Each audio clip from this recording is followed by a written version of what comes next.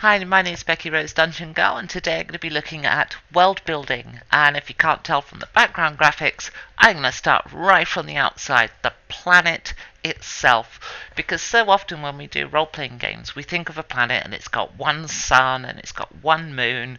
And my question is, why does it have one sun and one moon? It's a fantasy world. It doesn't have to be this one. If you look out into the solar system, there's like many more systems with that are binary rather than a single star. So surely most of the worlds we do our fantasy role playing in should have two stars. Um, and one moon is a rarity in space. When we look at just the planets in our solar system, having one moon is quite unusual. So that's my sort of first point really, is why do you only have one sun? And there are advantages to having two suns. You can have a world where it's in twilight for a lot longer by having a second smaller sun at a distance and stuff, and then you have those hours of total darkness, and that's I find that advantageous because you can have your adventurers out doing stuff for a lot longer in the day or at different times of day, and to still have dim light without light becoming a problem and a drain on your adventure. And moons are an interesting point. In fact, why not have an adventure set with the world is on a moon, and so in your skyline you have this really large planet that just dominates the sky, and arguably it could even reflect light down onto the surface. So again, you get lots of dim light and so forth. And there's a lot more we can do, I think, with planets. Has anyone thought of?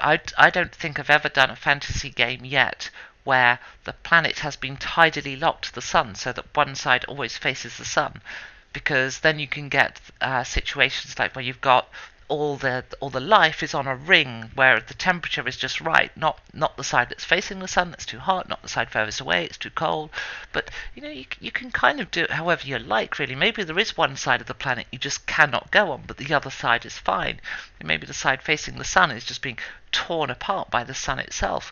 Maybe even huge chunks of the planet are getting ripped out. It's going to be thousands of years until your world's dead, but you can still, you can set your world in this environment. You can even make it part of a plot. In my Brawlers campaign, I had a plot line where a moon, or the planet's moon, was moving further away from it.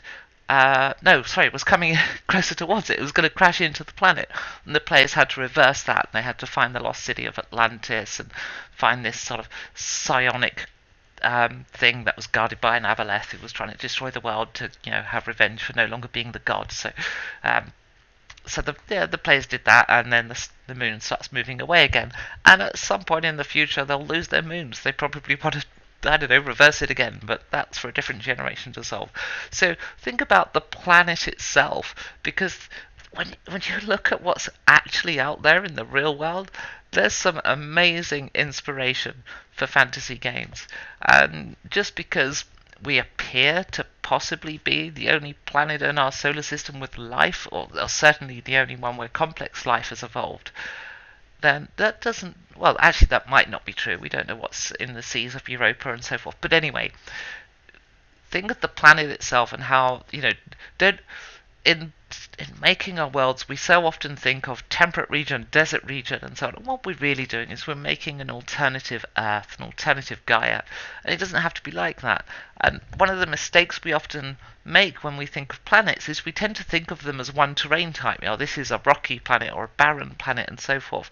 Well, you can have different terrains on an alien world.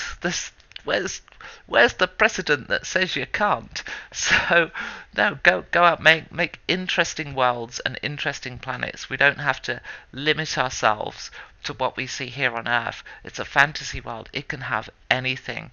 So you can have pairs of planets. You can have players go between planets. It doesn't have to be Spelljammer for that to happen. You can have magic portals and so on.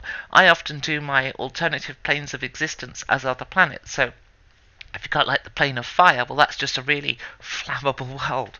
The plane of Earth is like this sort of rocky, crystalline world, and plane of air is like would be like a gas giant where you're floating around in it and stuff. So yeah, why not? Why the hell not? When my players go to hell, and I've got the 9 levels of hell. Those 9 levels of hell are actually moons that travel around the rings of a gas giant, and those rings are, of course, the river Styx. So in my hell, rather than the river Styx flowing through the 9 hells, what I have is the 9 hells flowing through the river Styx.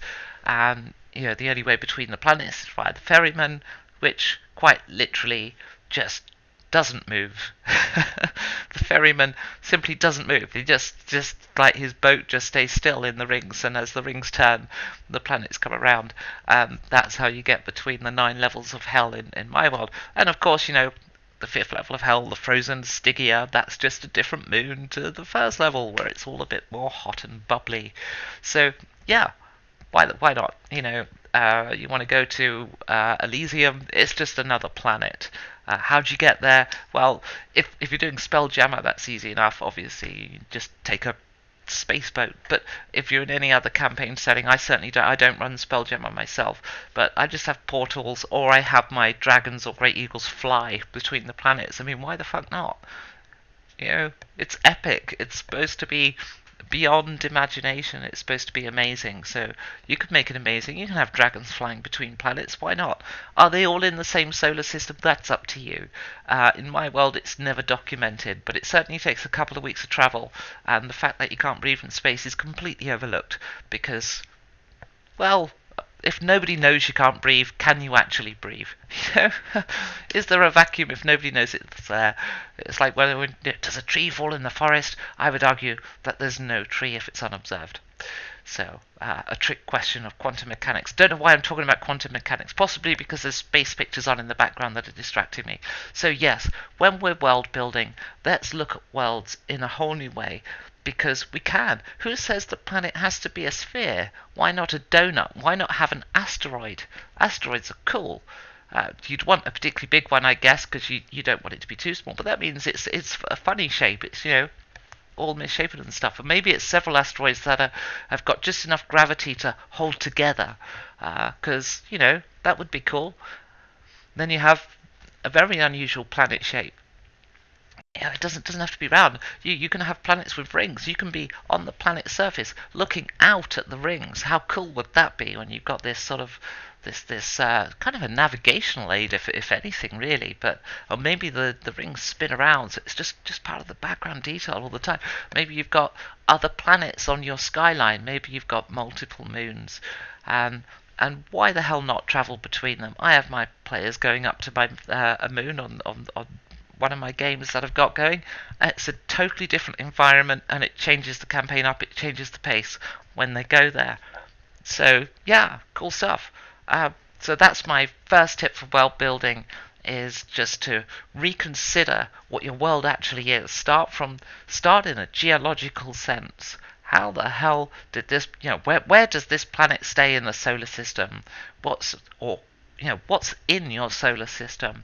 Because if you're going to build a world, then why not start, with the sun and its relationship to your planet or moon if you're playing on a moon, or maybe you're even on a comet and there's a tail as it trails through the sky. I don't know. You can do anything. There's a whole galaxy to be discovered out there, and anything could exist. You could be quite close to a black hole, and time moves at a different speed, like in Interstellar or something. I don't recommend you do the whole bookcase thing in Interstellar. That was just weird as fuck and a bit of a disappointment, frankly.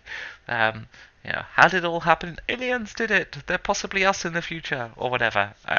What a rubbish. Oh, that was a spoiler. Fuck. I better edit that out. What the hell? I'll put a warning up on screen. It's quite an old film now, anyway. At least I'm not doing a spoiler for Star Wars. Anyway, that's my first tip for my world building series. That rethink what your planet actually is, because this is an opportunity to do something fantastic. So I hope you enjoyed that tip. There'll be another one coming soon. Bye for now.